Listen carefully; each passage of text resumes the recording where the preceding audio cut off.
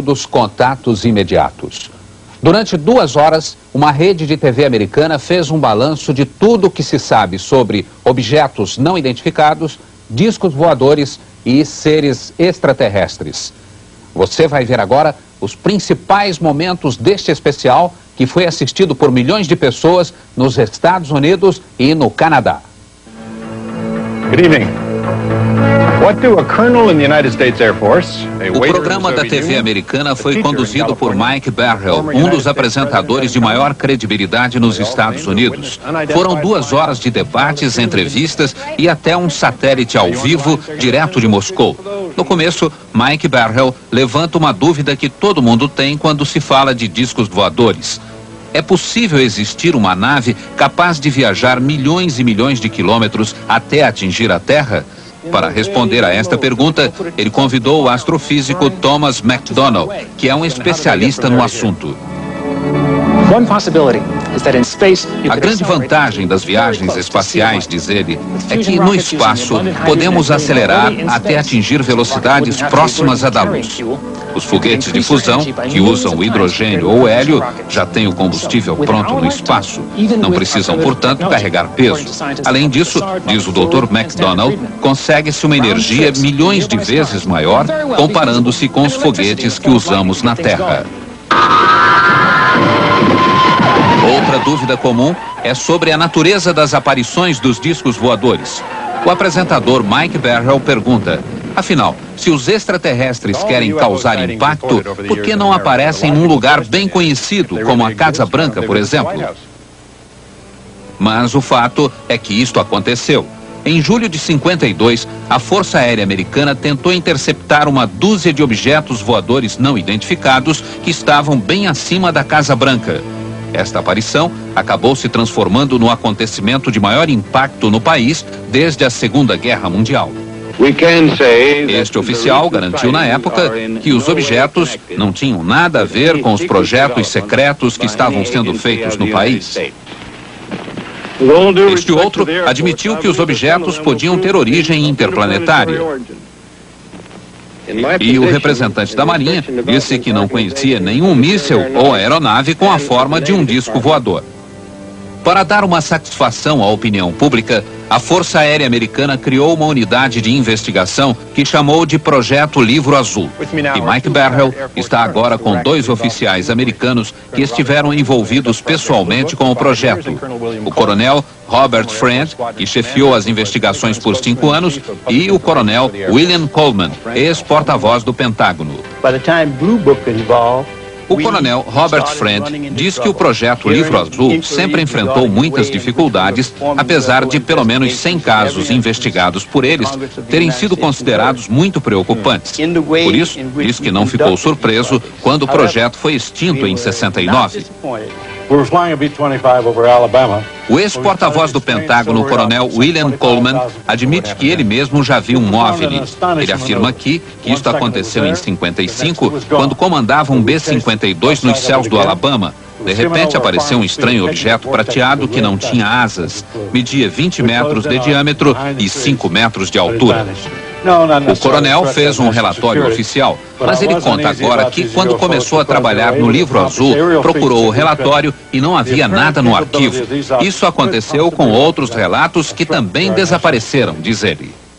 Os 2 militares americanos disseram também durante o programa que hoje se sentem usados pela Força Aérea.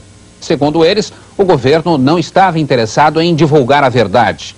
Queria apenas acalmar a opinião pública e minimizar os relatórios sobre OVNIs e ETs. O apresentador Mike Barrell afirma que se esse era o objetivo da Força Aérea, ele foi atingido. Em pouco tempo, o pânico foi substituído pelo riso e o noticiário sobre o assunto ridicularizado, passando a ser publicado só por jornais sensacionalistas. Quem declarasse ter visto um OVNI era imediatamente chamado de maluco. Com isso, muitas testemunhas idôneas começaram a ter medo de falar sobre os discos voadores. Esta cena do filme Contatos Imediatos do Terceiro Grau mostra uma realidade muito comum hoje em dia. No filme, os operadores da torre de controle detectam no radar um objeto não identificado que está próximo de um avião. O piloto e o copiloto confirmam que estão vendo este objeto. Mas quando os operadores perguntam se eles querem relatar oficialmente o incidente, a resposta é não.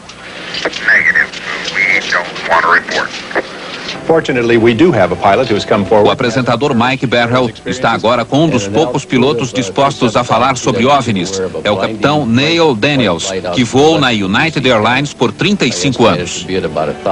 O capitão Neil conta que estava pilotando um avião de São Francisco para Washington em março de 77, quando viu uma luz muito forte à esquerda do DC-10. Os instrumentos de bordo, diz o capitão, passaram a marcar rumos diferentes e uma força qualquer puxava o avião para a esquerda. De repente, o objeto desapareceu numa velocidade espantosa e o capitão lembra que o tempo todo o copiloto dizia: "Não quero ver, não quero saber."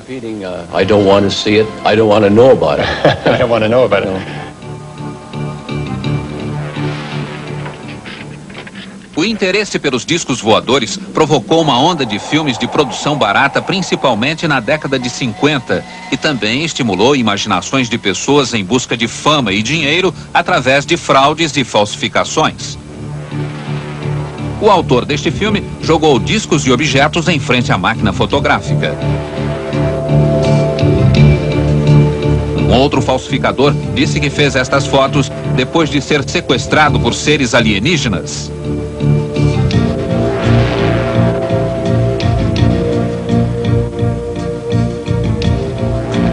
Neste pequeno aeroporto da Virgínia, foi filmada uma sequência com um disco voador. Era fraude.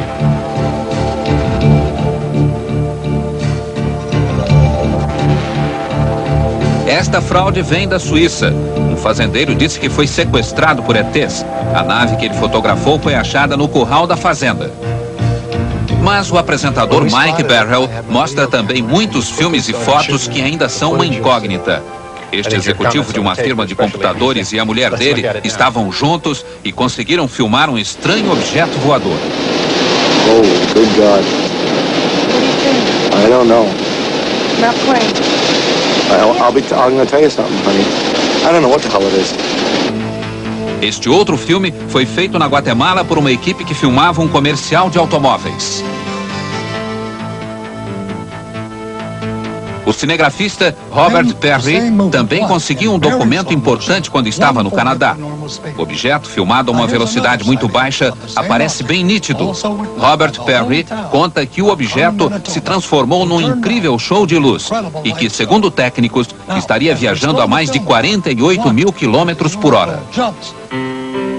Outro documento importante conseguido pelo programa americano veio de Gulf Breeze, esta pequena comunidade da Flórida que tem cerca de 6 mil habitantes. Aqui, mais de 100 pessoas viram um estranho objeto por vários dias. Gulf Breeze é uma cidade cercada por bases militares, mas nenhuma autoridade afirma ter visto qualquer coisa estranha. A maioria das testemunhas foi reunida pela produção do programa num auditório local e levantaram o braço quando o repórter perguntou quem tinha visto um OVNI. How many people in this room tonight have seen a UFO? Raise your hands, please. O apresentador Mike Barrell diz que um dos moradores de Gulf Breeze, chamado Ed, tirou muitas fotos do OVNI, mas fez questão de não aparecer. E aqui estão as fotos de Ed. Segundo ele, um estranho raio de luz o paralisou. Ed levitou um pouco e depois caiu. Esta é a foto mais famosa de Ed, que ele tirou uma semana depois, através do para-brisa do caminhão. O OVNI está pairando a menos de 1 metro do chão, a ponto de se ver o reflexo no asfalto. Ed também conseguiu fazer este filme escondido atrás das árvores no jardim de casa. Reparem como o objeto vai de um lado para o outro.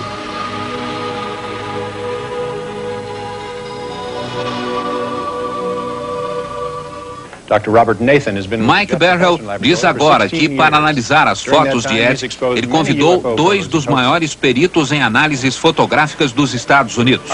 Um deles é o Dr. Robert Nathan, que trabalha há 16 anos para a NASA. Vejam o que ele diz. Me parece, diz o Dr. Nathan, que muitas dessas imagens são produto de dupla exposição fotográfica. Me parece também que a iluminação da nave é meio artificial, bem diferente da iluminação do fundo ambiente. Em muitas fotos, tanto a parte inferior como a superior da nave estão recortadas com nitidez, dando a impressão de que houve algum trabalho de corte ou de colagem. Tenho analisado fotos de OVNIs há mais de 30 anos. Gostaria de dizer outra coisa, mas na minha opinião, essas imagens de Gulf Breeze não conferem. Thank you, Dr. Nathan. Now to make things perfectly clear, a man who takes a completely Mike Berhel diz agora que pediu a opinião de outro perito, o Dr. Bruce Maccabee, um físico nuclear que trabalha para a Marinha e que também analisou muitas fotos de OVNIs. A opinião dele é diferente. Yes, Mike. Dr. Nathan has studied only a O few Dr. Nathan só viu algumas fotos, mas eu analisei todas, até a fita de vídeo, e me perguntei, se essas imagens são uma falsificação, como foram feitas? Procurei, por exemplo, uma linha fina em cima que pudesse ser um fio suspendendo a nave. Procurei qualquer sinal por baixo para ver se o objeto foi apoiado numa mesa ou numa coluna. Procurei reflexos de vidro que mostram que houve montagem fotográfica e não encontrei nada nas fotos que pudesse justificar essas alegações. Minha conclusão é de que as fotos são verdadeiras e que a espaçonave é extraterrestre, diz o Dr. Maccabee. Outro momento importante do programa, o depoimento de autoridades soviéticas. Pela primeira vez na história, o Ocidente toma conhecimento da posição da União Soviética em relação aos fenômenos extraterrestres. Mr. Nikishin, I understand that you have... O apresentador Mike Berhel conversa primeiro com Leonard Nikishin, que é o secretário do grupo de trabalho do governo soviético para assuntos extraterrenos. Ele diz que a maioria dos cientistas soviéticos não acreditava em OVNIs, mas que agora a situação está mudando. Segundo Nikishin, o fenômeno está sendo abordado de forma científica no seu país e ele acha que vão entrar em contato com ETs mais cedo do que se esperava. O outro soviético é Sergei Bonlantsev, um jornalista da agência de notícias TASS que é especialista em OVNIs. Sergei diz a Mike Berhel que o relato confiável mais recente aconteceu em 85. O piloto de um avião comercial notou um feixe de luz que iluminava totalmente o solo, uma luz tão forte que chegava a cegar as pessoas. O ponto de luz, diz Sergei, voou para longe do avião e começou a balançar da direita para a esquerda e de cima para baixo. Finalmente, voou ao lado do avião como se fosse uma escolta. Os passageiros viram tudo e o objeto também foi detectado nas telas de radar da região. Sergei mostra agora esta foto feita na Bulgária em 78. Um casal estava tomando café quando viu isso. A foto foi feita com uma câmera Polaroid. Sergei informa que este outro OVNI foi visto perto de Murmansk, no norte da Rússia, quase na fronteira da Finlândia. Vocês vão ver agora um momento dramático do programa.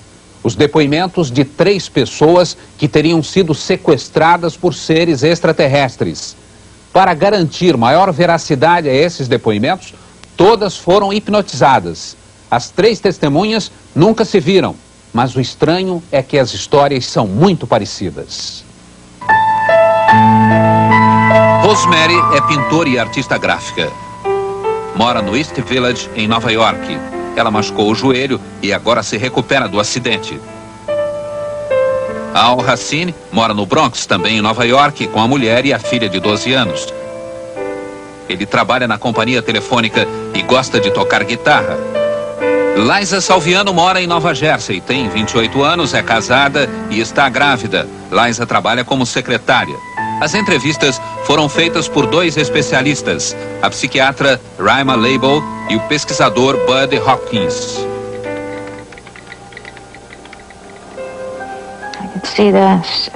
Posso vê-los agora por cima da cidade. Tem uma luz muito brilhante, muito intensa. Quero ver o que é, mas não consigo.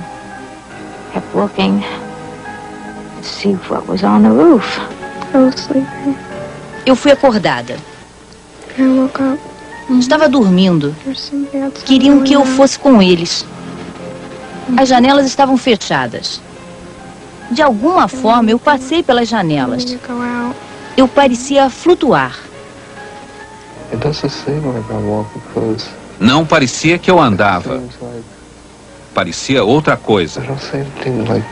Quando se anda, a gente vai para cima e para baixo.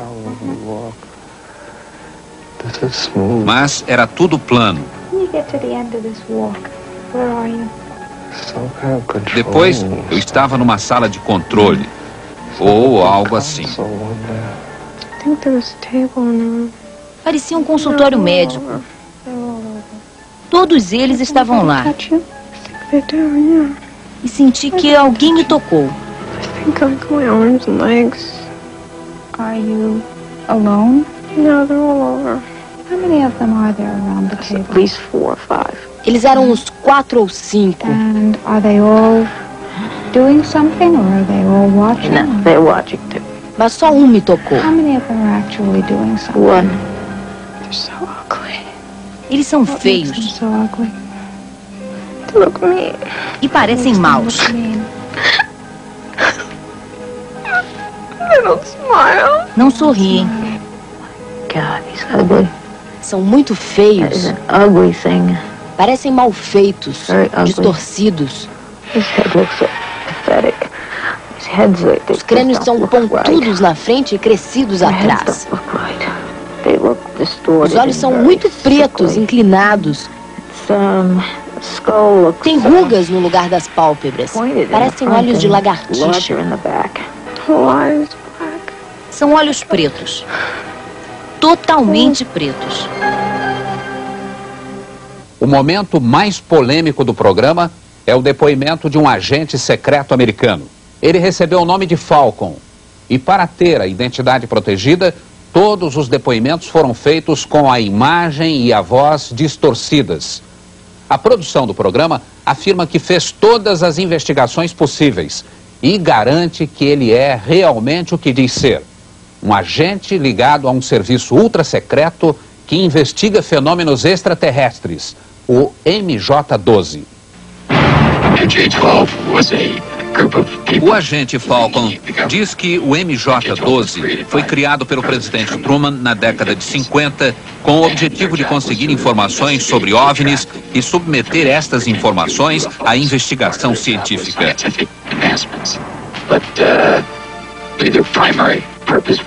Com a ajuda de uma ilustração feita pelo programa americano, Falcon informa que as informações são enviadas ao presidente e ao vice-presidente, ao diretor da CIA e ao diretor da Agência de Segurança Nacional. Falcon diz também que o MJ-12 funciona aqui, no Observatório Naval em Washington, que pertence à Marinha.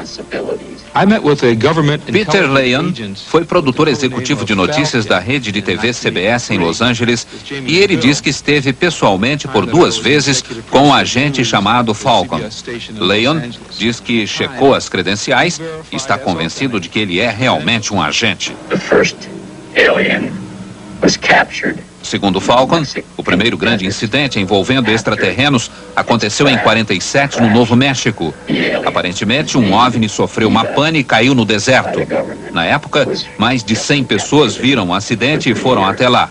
Um pouco mais distante, havia uma cápsula ejetora com 2 ETs. Os corpos foram recolhidos pela Força Aérea e levados para uma autópsia. O major chegou a recolher e fotografar um pedaço da nave. A Força Aérea abafou a história, mas, segundo Falcon, um dos extraterrestres estava vivo. O primeiro alienígena, diz Falcon, foi capturado no Novo México depois que sua nave foi acidentada. O alienígena, chamado Abby pelo governo, foi mantido em cativeiro.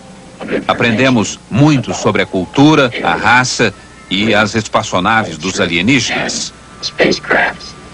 Falcon disse que outras naves desceram numa base americana também por problemas técnicos. Mais 2 ETs foram capturados e depois entraram num acordo com o governo. Segundo Falcon, eles tinham o controle total de uma base no estado de Nevada. Falcon afirma que, atualmente, só um deles vive lá. Este alienígena, diz Falcon, visitou um terceiro alienígena também dentro de um programa de trocas e tem sido hóspede do governo americano desde 82.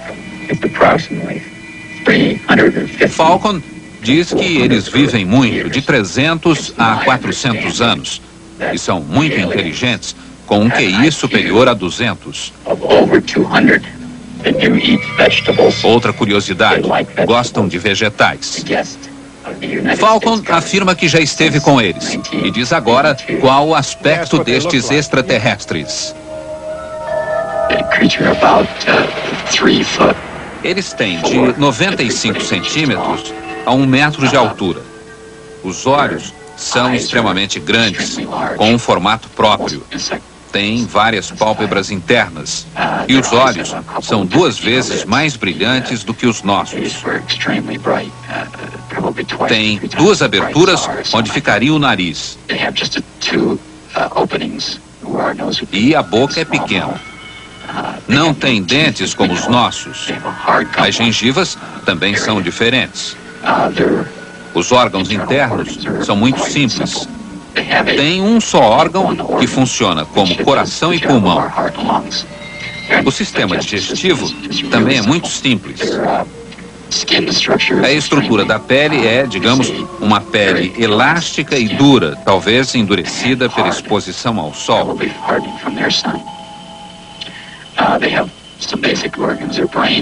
O cérebro é maior e mais complexo do que o nosso, tendo várias voltas a mais. Os olhos são controlados pela parte de trás da cabeça. Tem uma audição muito melhor do que a nossa, superior mesmo à dos cães. Os órgãos sexuais são distintos. Existem machos e fêmeas. A bexiga é que se encarrega da função excretória. E tem um outro órgão que os cientistas acreditam ser responsável pela transformação de excrementos sólidos em líquidos. Não tem polegar. As mãos só têm 4 dedos. Os pés são pequenos e parecidos com as mãos. O apresentador Mike Berhel lembra que o que foi dito aqui pode não passar de uma fantasia. Mas ele lembra também que muita coisa que era vista como fantasia hoje é uma realidade. Computadores que ocupavam salas inteiras agora cabem no bolso. Transistores do tamanho de um pão de forma agora têm o tamanho de uma abelha. E hoje em dia, diz Berhel, podemos enviar mais informações usando um feixe de luz do que Thomas Edison conseguia transmitir por 5 dias através de 1000 toneladas de fio de cobre. Mike Berhel reafirma que tudo o que se diz sobre OVNIs e ETs não pode ser visto como uma verdade científica, e sim como uma especulação. Mas a especulação, diz ele, também pode funcionar. Especulamos sobre alguma coisa que substituísse a caminhada e inventamos o automóvel. Especulamos sobre voar e fomos à Lua. Mas esta noite, diz Mike Berhel, estamos especulando sobre eles, os extraterrestres, e não sobre nós, não sobre a nossa tecnologia, mas a deles. E talvez o futuro nos reserve uma surpresa. Talvez não estejamos sozinhos neste universo de 10 bilhões de galáxias.